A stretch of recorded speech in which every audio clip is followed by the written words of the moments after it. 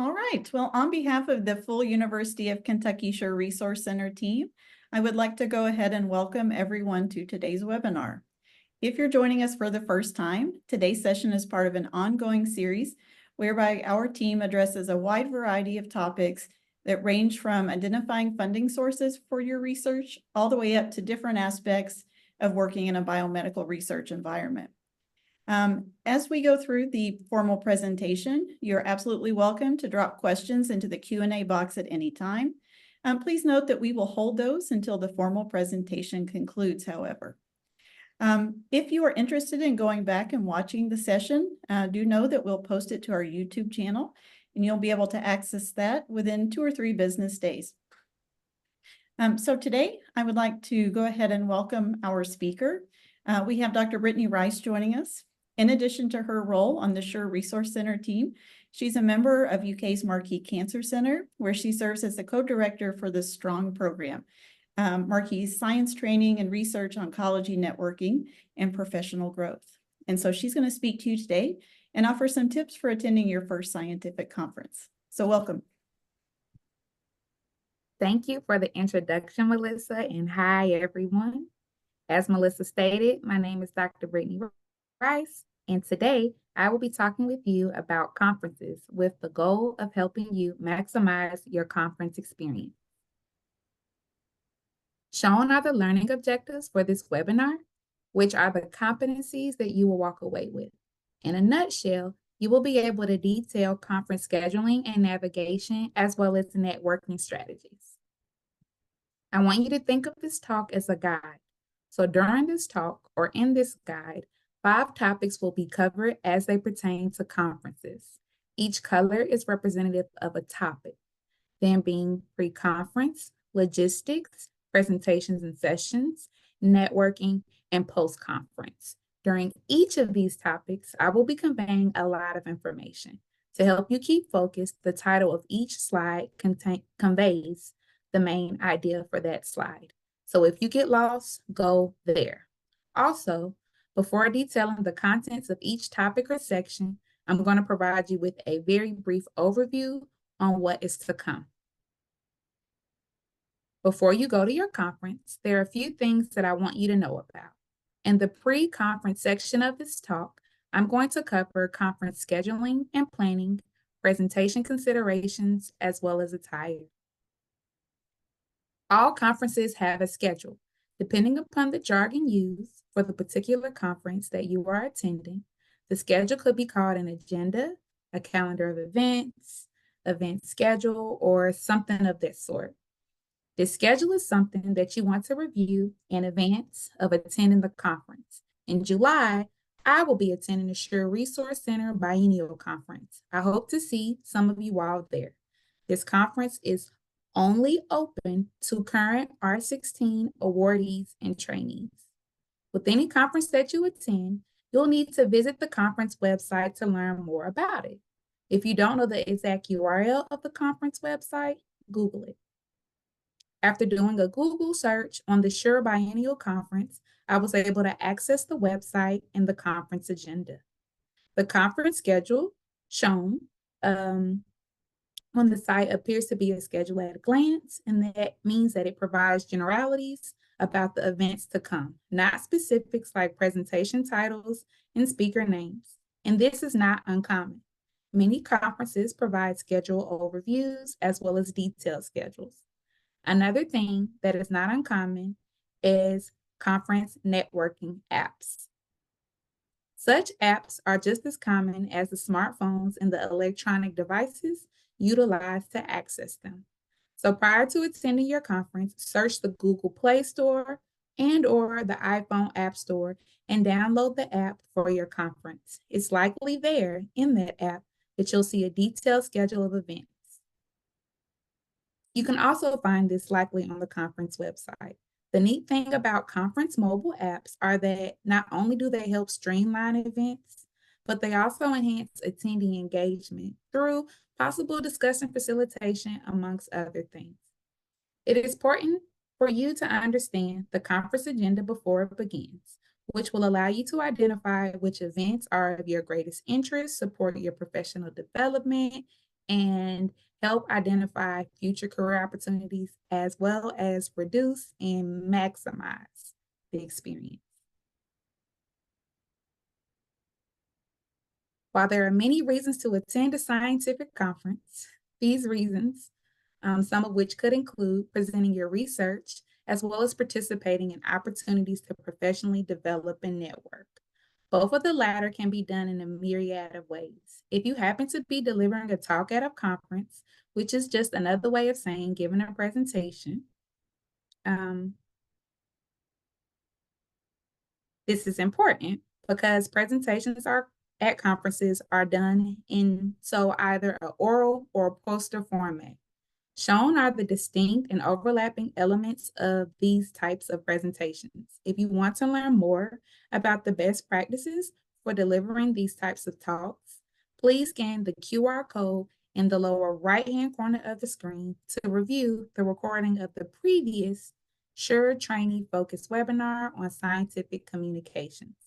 Now, for the purposes of this current talk, I want to emphasize the fact that special consideration should be given to the medium containing your talk for presentations. Mediums can be either posters or flash drives. If you are given a presentation, if you are given a poster presentation, please reference correspondence from the conference on sizing guidelines. You don't want your poster to be larger than the display that it will be placed on. Additionally, if you are flying to the conference that you are presenting at, you want to be sure to carry your poster on the plane with you. This will prevent it from getting lost and/or damaged. Posters should be placed into a poster tube, and you can get more information about poster tubes from your PI and/or your lab supervisors. For those of you who will be delivering oral presentations, you will likely be contacted in advance by the conference organizers to provide a copy of your presentation. Be sure to also place a copy of this presentation on a flash or a thumb drive and bring it with you to the conference. Having a backup is key.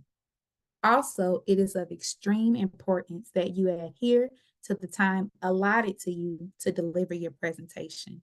Also, a random but helpful tidbit is as follows. Always give a brief or minimal introduction when giving your talk. That includes your name, your institution, your academic classification, as well as your department.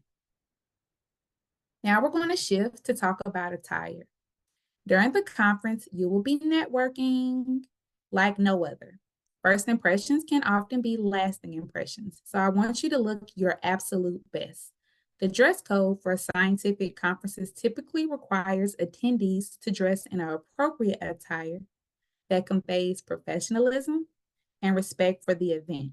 This usually means wearing business casual clothing as shown in the picture on the right. Additionally, you also want to wear comfortable shoes. Conference sessions can be widespread throughout the venue. This might mean that you may be doing a lot of walking. Although a great deal of your time while away at a conference will be spent participating in conference programming, you also want to bring casual clothes for the time spent outside of this programming. So when you're making attire choices, be sure to factor in the location of the conference. For instance, a conference held in a tropical location may require a different attire from one that's held in a colder climate.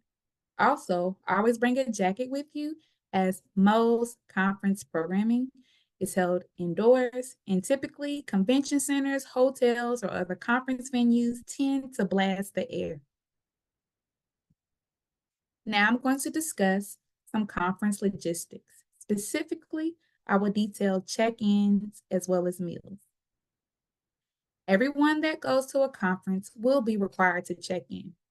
Depending upon the jargon that is used, at that conference, the check-in segment can also be called registration or some derivative of that. Typically, this is done on the first day of the conference and in person at this conference venue. There are specified times for check-in, so be sure to view the conference schedule of events in advance to arriving to the conference venue. Check-in lines tend to have peak times, so please don't be surprised if you are waiting in line for a bit. Also, usually at check-ins, You will receive a conference badge along with the potential of other items. Other items may include, but are not limited to, abstract or conference books and or conference swag items such as bags to place the conference info in. Hang on to your conference badges. These are your key to all things conference related. Without them, you are highly going to be unable to get into the conference programming. Further, these badges are very costly to replace. Now, typically, conference will provide meals and or snacks. This is not to say that every meal will be provided. However, you can expect at least one meal to be provided, and the cost of these provided meals and or snacks are typically covered by the conference registration fee. Meal times and locations are going to be detailed in the conference agenda or schedule. Additionally, information about whether the meals will be provided or not can be found in the agenda or the schedule as well. Now, something else that I want to note about meals at conferences is that they are served in a variety of ways, and this really depends on the conference. I've attended conferences where the meals have ranged from plated to buffet style and or box or grab and go options. If you have any food allergies or preferences, you should not wait until you get to the conference to disclose them, as the conference provided meals have already been accounted for. Now, typically during conference registration, which happens in advance of the conference, you're going to designate your food choices. Another thing that I would like to note, like with anything, conference meals can be a hit or a miss. So be sure to bring some extra monies with you for food emergencies. Lastly, before I wrap up talking about conference meals, I have to emphasize the fact that these meal times are excellent networking opportunities. Okay, we are halfway to the completion of this talk. During this section, I'm going to briefly provide an overview on conference components, as well as discuss presentation or session selection and dialogue. There are many components of a scientific meeting, both formal and informal. Formal components are comprised of oral presentations, poster presentations, and forums. Informal components include meals, organized gatherings, and free time. All components can be valuable to learn about a variety of topics, scientific and otherwise, as well as opportunities to network. Events often occur concurrently, so planning your schedule is important. Shown is a screen capture of a conference agenda. The agenda begins with the registration and information.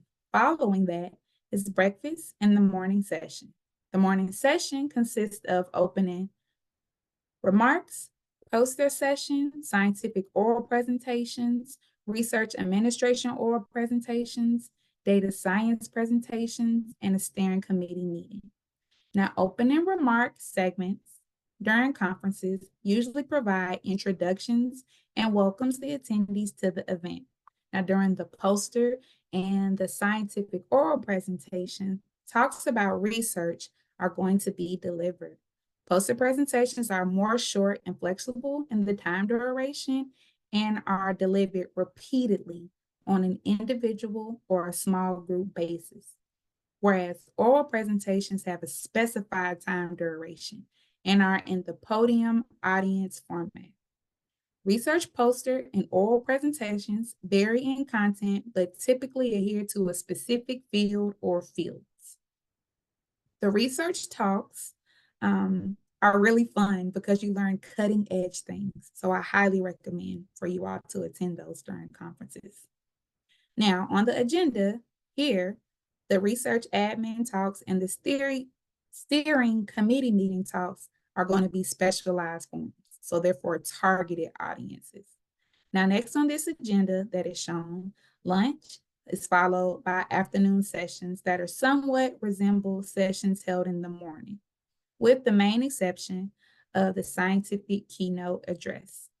Most conferences are going to have a keynote address. This type of talk is designed to present the issue or issues of primary interest to the assembly and sets out the central theme of the conference. Following the afternoon session on this agenda is dinner.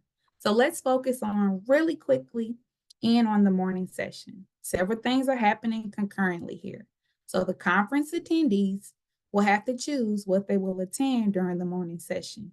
Of note, each person should attend sessions that are most relevant to their research, their career paths, and or their interests. Additionally, if the attendee is presenting, they should build their conference schedule around their talk.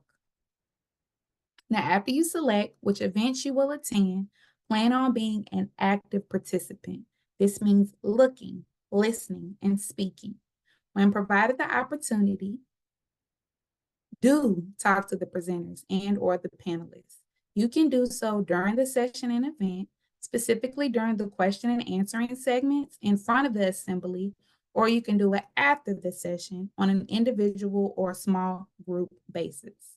Remember, there are no such things as dumb questions.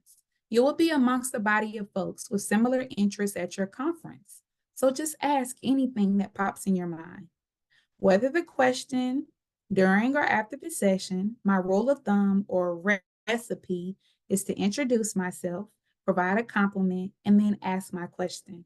For example, I would say, hello, my name is Brittany Rice, and I am a cancer education and research training program co-director at the University of Kentucky Markey Cancer Center.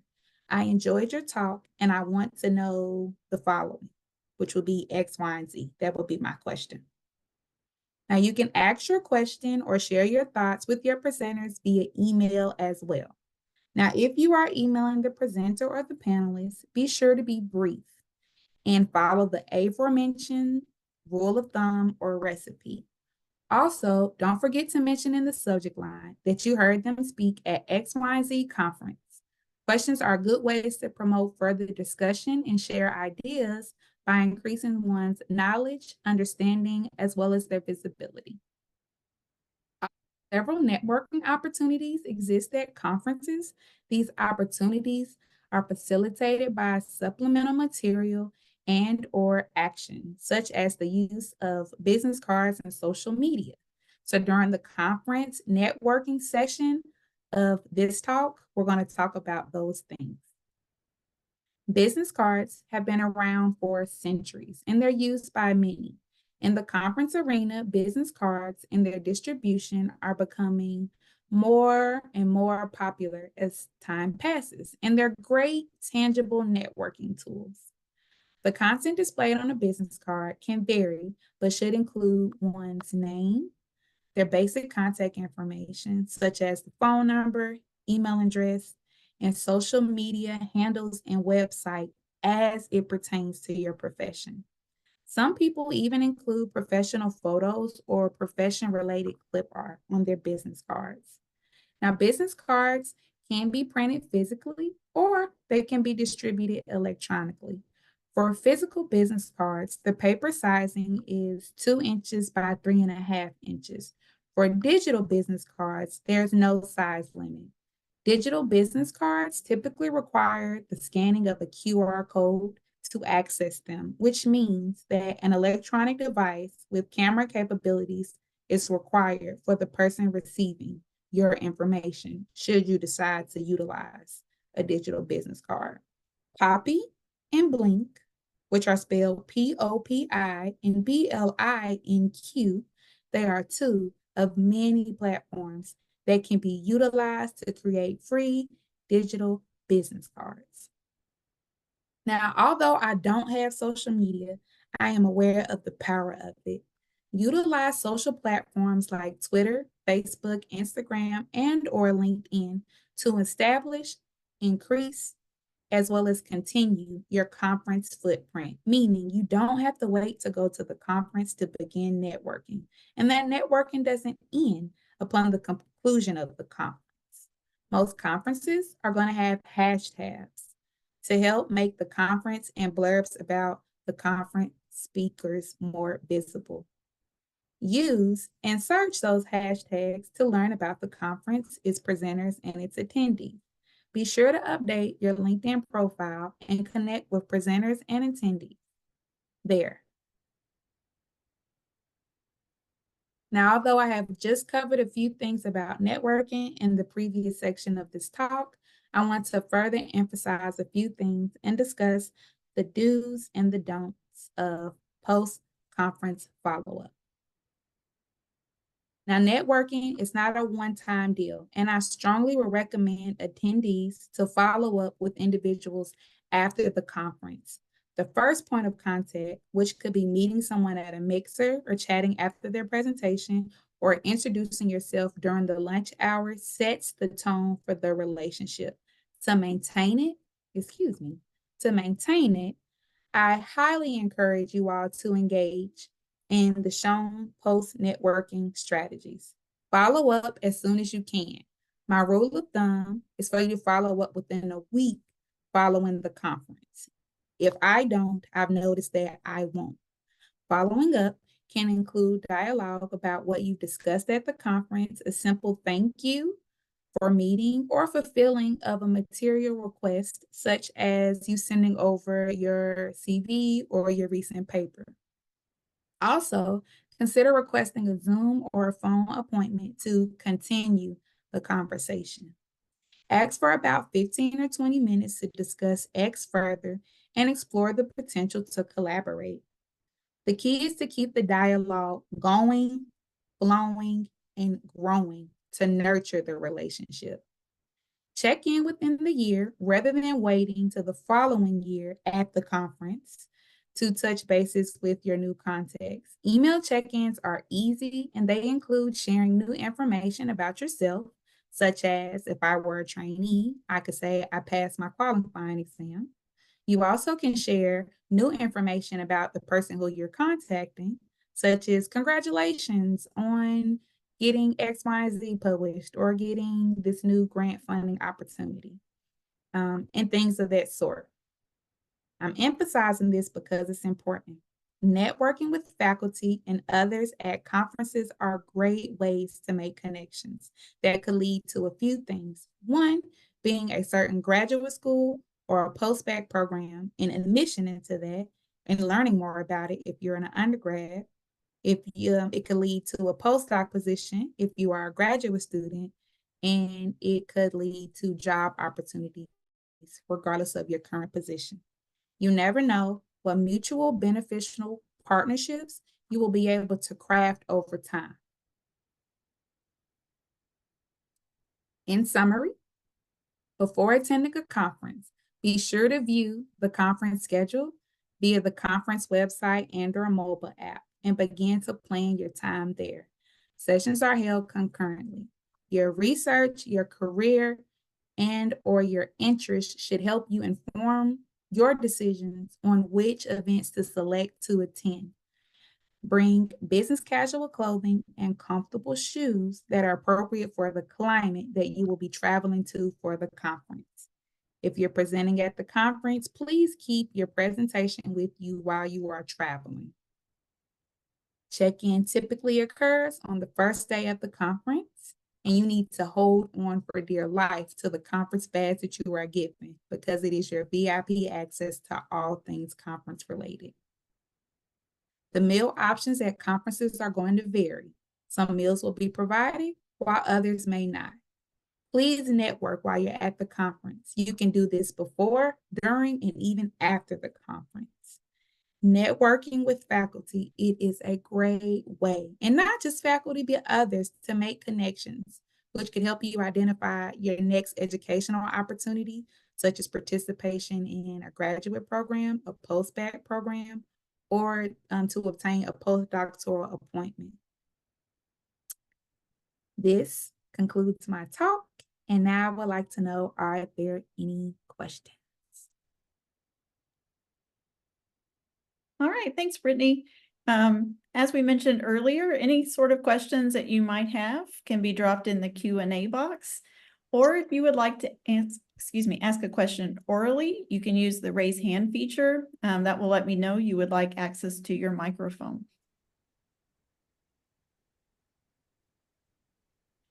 So Brittany, I'll toss out a question. As a new conference attendee many years ago, I maybe underestimated how much information that you will collect. Do you have any advice for first-time attendees about taking notes or anything that will help them kind of keep organized as the event goes on? It's a really good question. Thank you so much for that. So there are a few ways that I could answer that. The first thing is I say, come to a conference with an open and empty mind somewhat, because you want to take in all the information that you are going to receive. So if you are a note taker, write notes physically. If you are a person that has to use an electronic device, bring that with you so that you could take notes there. The other thing I would say is, depending upon the conference type, that also will either increase or limit your access to a lot of different vendors. One of the first conferences that I attended as an undergraduate was the annual Biomedical Research Conference for Minoritized Scientists. And at that conference, it seemed like it was a billion. I'm exaggerating, but maybe like 100 or a little less than 100 vendors. These are people from graduate programs, medical and professional programs, people who actually provided like scientific things that were needed within the industry, such as like Thermo Fisher Scientific, and they had a lot of stuff that you could take. So when I think about that specific interaction and conference, I wish I would have known in advance to leave more room in my suitcase, because I couldn't bring back everything that I had collected. So just have an open mind. Be prepared to obtain a lot of information, whether you're putting it in here or it's going to be in your suitcase. If you are a read, write, learner like I am, you need to write it. Bring you a pad. Most of the time, sometimes, well, not most of the time, sometimes conferences will provide you with pads. If you have to type it, bring your electronic device. I'll add a couple of small things. I mean, that was great, Brittany. I mean, I always take notes, even though I throw them away afterwards, because it helps me to be able to pay attention and to focus when because otherwise I find that especially if it's a long conference, conferences can have long days and your mind starts to wander after a while, which is only natural. So it helps to keep you focused, have something to do to kind of help you take in the information. And the second thing I would say is that, pace yourself. I mean, there's a lot. So you don't want to overdo it, because one of the first conference I went to was the Society for Neuroscience one, which is about 30,000 people. And it was like this way, after like 2 days, there was no more space in my brain anymore. So you just want to try to make just kind of, take it easy. Don't overdo it. That's a great point. Yep. Some conferences will be smaller and others will be larger. So somewhat prepare yourself for your conference audience. Speak with your PI, your lab supervisors, and even your colleagues within the lab. They probably attended the conferences or know information about the conferences that you all may be going to and can better help you to prepare. Okay. Next question says, if you are attending a conference with companies in the industry, would it be appropriate to ask them if they have postdoc opportunities? Absolutely. You miss 100% of the shots that you do not take. Take every shot that you get, every shot that you get. And I would even not only ask them about opportunities, get their contact information. Hopefully you got a business card. We talked about that, but get theirs, follow up with them. Remember, my rule of thumb is if I don't follow up within a week, I'm likely not going to follow up. Send them your CV. Be adamant and persistent. You never know what could emanate off of any opportunity. I met Dr. Spear at a conference in 2014. Who would have known that it would have brought me to a whole nother state through a graduate program, through a postdoctoral program, and now to my current position. So for sure, network with everybody you meet, everybody. And I'll just add to that, not only just for postdoc positions, but a lot of companies will have internship programs.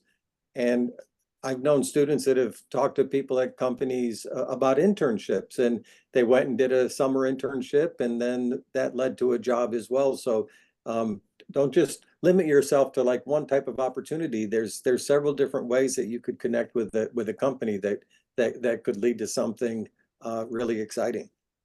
Oh, I want to piggyback off of that. And just in the event that no like formalized opportunities are available, every day you can come in contact with a person that could be a mentor. You never know what that person may know or have, or how they can just give you information that could help bridge any type of gaps that you have and help you to get to your next path. Okay, great. The next question is asking, what are the best resources to find out about recent scientific conferences? Oh, that's a good question. The internet, Dr. Google is everything. That's one thing. The other thing is just like speaking with people within your department, within your specific research group, because they're typically abreast and aware of what's going on, where to present.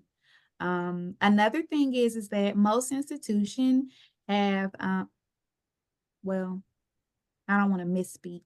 Some institutions have offices of research, of undergraduate research. They have graduate schools. So these different offices sometimes will disseminate information about upcoming conferences. Not all the time is it like field specific. It may be more so like institution based or regional based, but there's just a multiplicity of ways in which you can find out. So I would say in this order, talk to the folks in your research group.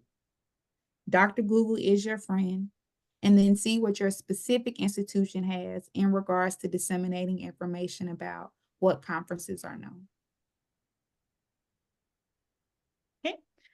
Next question says, I know you said ask questions, but sometimes I feel like I may get judged for asking a stupid question because I'm unfamiliar with a topic. Would you recommend still asking basic knowledge questions?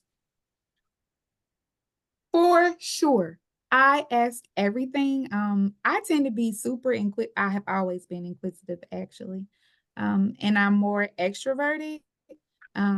So I don't really get shy about things, but I've asked so many questions, and anyone could think that, oh, well, why would she ask that, or should she know that? It doesn't matter. I asked because I wanted to know, and I've never been answered in a way that's been condescending at a conference or a way that has made me feel like subordinate. So remember, the people at the conferences, they love talking about whatever they're presenting about. One, that's why they're presenting it. And two, they have similar interests. You're amongst a body of individuals that are so similar to you and have like a passion for discovering things. So ask, ask, ask. And let me tell you another thing. At one point in my life, I probably asked what H2O was, right? And now I might ask, well, where did hydrogen appear from? If I wanted to be like philosophical about it. But I use that crazy example to say the more that you ask questions, the better that you're going to get, the more that you will think. So use every opportunity to ask the question. And when you ask the question, remember the rule of thumb or recipe: your name, your institution. No, excuse me, your name, a compliment, thank you for this talk. You can say your institution or your classification if you want to, and then ask your question. Because when you ask that question, you're also increasing your visibility. Okay. As sort of a follow-up to that, the next part of the question says, do you have any advice for someone who has severe social anxiety? I also have questions, but end up not asking because I get scared or anxious to do so. Well, I definitely want to pull on the group to help me with this. But what I would say is, as best as you can, try to push yourself. Maybe if this is your first conference and you just really don't feel comfortable audibly asking the questions, please email. You can email the presenter. You'll find their name. And remember, Dr. Google tells us everything. So you can likely get their email address if you're afraid to approach them. Now, if you just got the anxiety, but you're like, I really want to push myself, you can ask your question in front of the assembly. But when you ask your question, you don't necessarily have to stare at the speaker. You don't even have to look at the audience. Just pick a point or like a random body part. Like you could look at like this little mole on my head and just look there and then ask. Or a lot of the times I'll say, hi, I'm Brittany, and I'm super nervous, but this is what I want to know. So you can definitely lead with transparency. Remember, you're there, you're amongst a body of individuals who share similar passions and interests. They want to help you to grow. We want to continue to broaden horizons within science. So just show up as your natural self. You're more than good enough. Your questions are great, and they're probably going to invigorate the way that we solve problems. So we need you to ask those questions. That's a great answer, Ruben. I'll add one tiny thing. I mean, one thing that I've found with students that are anxious about approaching people, you can partner with someone who is not. So if you're there with other students, you can go with someone, you can find someone who is much more outgoing and extroverted. You can go with them and you can ask questions together. And usually having that person double with you is a really good strategy to help you overcome your anxiety of approaching someone that you don't know. Yeah, I'll add the fact that you're not alone. Just keep that in mind. I think a lot of people, will share that. So if that, because I fall into that category myself, especially when I first went to meetings. A few other things. First of all, people do like to talk about themselves. So, you can ask them some questions and that'll get the ball rolling. And the other thing I will say is that it does get easier. So I've learned that for myself. It gets easier as you you get used to doing it, asking questions and trying to overcome that anxiety. You'll find that it gets easier as time goes on. So, persevere and it'll get better. Okay. The next question asks if LinkedIn is an extremely important thing to have. Well, I'm leading with transparency here. I don't have any social media accounts, but I do work with a lot of graduate and undergraduate trainings. And I almost always say you have to have it when I talk to them. It has emanated so many different opportunities for them. It's just a way to become visible and to network with individuals. So I would definitely say get one. I'm actually considering getting one. And I've kind of been like, with social media for a while. But it's just so beneficial, especially when you're on any type of market, looking for future educational opportunities, potential mentors, individuals to conduct informal interviews with to learn more about their specific career paths, as well as their careers, to just learning just like general knowledge. So I'd say get the LinkedIn. I'm strongly considering it. Maybe in about a month or so, you can find me on LinkedIn and we can be friends. LinkedIn is very useful for finding people's background, skills, and contact information. It's easily the site that people understand the best for that. So when I'm trying to find somebody, I usually try to go through there first. That's the only thing I use my LinkedIn account for, to try to find somebody, because a lot of times, I've been doing this for a while. So I just have a manuscript I'm getting ready to submit, and I've got, I think 8 undergraduates on it. So this project went on over 3 years, and I had to find them to see where they were. And I found all of them but one on LinkedIn, and the other one I found through one of the people I found on LinkedIn. So it is useful.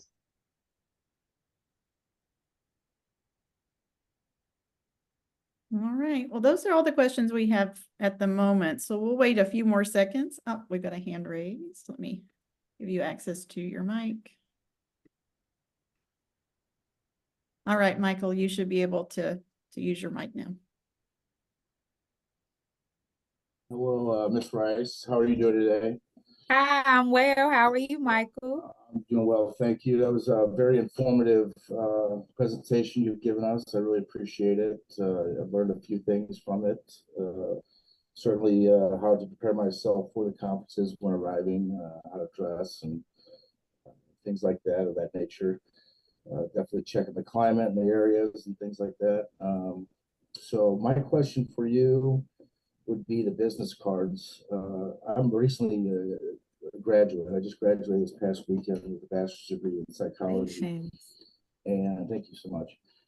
And so I'm kind of like, I'm still with the university, I still have options and opportunities with them. but I'm also looking into like graduate school. So, maybe possibly transferring from the university I'm at or graduated from to another university. And I know the more and more I get involved with my studies and pursuing research and career opportunities, I guess my struggle would be going to conferences and not really actually representing a entity, a school, a business, or anything like that. So is it advisable to just make up personal business cards as far as with contact information, and not so much having like a company or a university address or anything like that on there? So thank you for your question. I also love the fact that you have followed like the rule of thumb or the recipe and like how asking a question. So by introducing yourself and then providing a compliment and then the question, I love that. I have a few things to say, and I also welcome members of the team to also chime in. So the first thing is before you represent an institution, an organization, an association, you represent yourself. So that's first. So we're going to have Michael J, if you want to include that. And I don't know if it's Wendy, not sure, but you'll have that name on there. Now, you just got hotter by 1 degree when you graduated. So you can have a comma, and then you can have the designation of your degree, whether that be BA, BS, I'm not sure if you would like to. The second thing that you can have under that, like the following line, you might mention like what your major was in. I don't know what your major was, but you might could mention some information like that. Also, you can include a professional email. So you wouldn't want it to be like hotgirl27@gmail.com, but something more professional on there. And then you can give your contact information. Don't worry about an institution. Don't worry about an organization. Don't worry about that. In one of the programs that I co-direct, we have students coming from all over the nation to be a part of our program. We take these students to a national conference, but we can no longer associate them with the University of Kentucky because they are back at their home institutions. So we do not even put an institution contact on there. If they are graduating or have graduated, we just put what their major was. If they haven't graduated, what the class is, and then their name. So I would just say represent yourself. If you have any professional websites, any professional like links or professional like social media, put that on there as well. Another thing I just want to say, you didn't ask me about it. I didn't talk much about it too, but if you would like to provide your resume or your CV, right, because you're looking towards like future educational opportunities, you can be sure to say in the correspondence, like if it's electronically when you provide it, hi, I am such and such, Michael, I met you here. I want to follow up. Here's my CV or my resume. I am seeking an opportunity to continue my development in X, Y, and Z. Do you have any educational programs or is there a time that we can talk? And you can say that same thing like audibly or orally, excuse me, if you were to meet the people in person. So the networking tool is not just limited to that business card, but it also can include your resume and your CV. But remember, you represent you before you represent anything else. So don't worry about the organization, the institution at this moment, since you're like kind of in between graduating and trying to find that next opportunity. Absolutely, yeah. It's just one of those things that I know. I've been to a couple of conferences as I was earning my undergraduate degree, and so I'm familiar with them. But I just maybe didn't have so many of these rules of thumbs that you provided for us today, which is wonderful. And so, yeah, I think I totally respect what you just said. Representing myself first, making sure I have some kind of contact information to just pull out of my pocket real quick if I need someone that I'd like to be mentored by or to follow with, and then just kind of go from there is what my understanding is, because I know as I continue with my education and get involved with courses next year that I'm sure there'll be conference opportunities, but they'll probably end up being through the school. And so that's where I don't know if it's conflict of interest with the school and the student, where we would be providing our personal information to people within the conference or the school, not representing the school as a student. You know what I mean? I want to add, I'm going to see if I have the available. I'm going to put my email in the chat. Feel free to email me. I can give you some templates for different business cards, as well as I can just help you to like better formulate it. But don't worry about the conflict of interest. Don't worry about that. Just remember your personal, professional email or your institution email if you're still at an institution. And you want to give your number if that's the way you want to be contacted. You don't have to have an address. That's not imperative. I don't think snail mail is super popular in contacting people like it's the first go about. Thank you, Ms. Rice. Yeah, you're welcome. I'm gonna put my email in the chat. Feel free to email me, Michael, and or anyone. So while you're doing that, there is a follow-up question to Michael's in the chat that I'll go ahead and share. This question says, if I have a BA, an MSPS, and a PharmD, would I include all of those behind my name on a business card, or would I just go with the highest degree? I want to first say congratulations on all of those accolades. That is huge. The second thing is, I think it's more so of a personal preference. You'll see when I first started my talk, I put Brittany MS and then comma PhD. While they're in similar fields like science, they're kind of different. One was in biology. The first one was in biology. The second one was in like nutritional sciences. So I just designate them differently. If I knew how to do the designation for this graduate certificate I got, which is completely in instructional communication, I would include that. But I'm saying this to say, if you have like a master's, a bachelor's, a master's, or another terminal degree, all in the same thing, you might not want to list it. You may just want to list your highest one. With that being said, I know individuals that have multiple degrees in various fields, but they still only list their highest one. So it's like a personal preference. But because the person who asked the question seems to have a variety of different educational experiences and expertise, I would lean on the side of recommending them to list everything and possibly listen it in the order in which you received it. So if you got the master's before the PharmD, then whatever the designation is for the master's, I would say that should be before comma PharmD.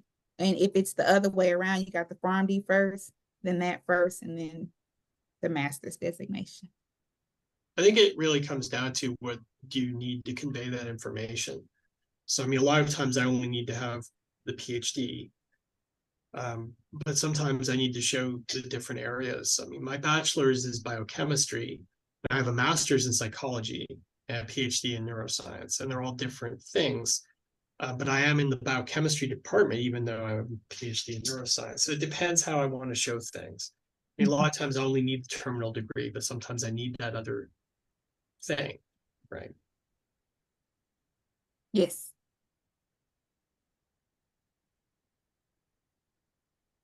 All right. Well, again, those are all the questions in the Q&A at the moment, so we'll just give a few more seconds and see if anybody wants to populate anything there or use the raise hand feature. And while we do that, I'll just remind folks to give us 2 or 3 business days to process the recording, and then we'll get it uploaded to YouTube. Whatever email you use to register for today's session is the address that we'll send the recording link to. All right, well, it looks like that's everything. So thank you so much, Brittany, for an excellent presentation, and to all of our attendees for joining us and the outstanding questions. See everyone, and I put my email in the chat. Feel free to email me or any questions. If I don't know, I'll tell you I don't know, and we'll approach Dr. Google together. Thanks all. Bye.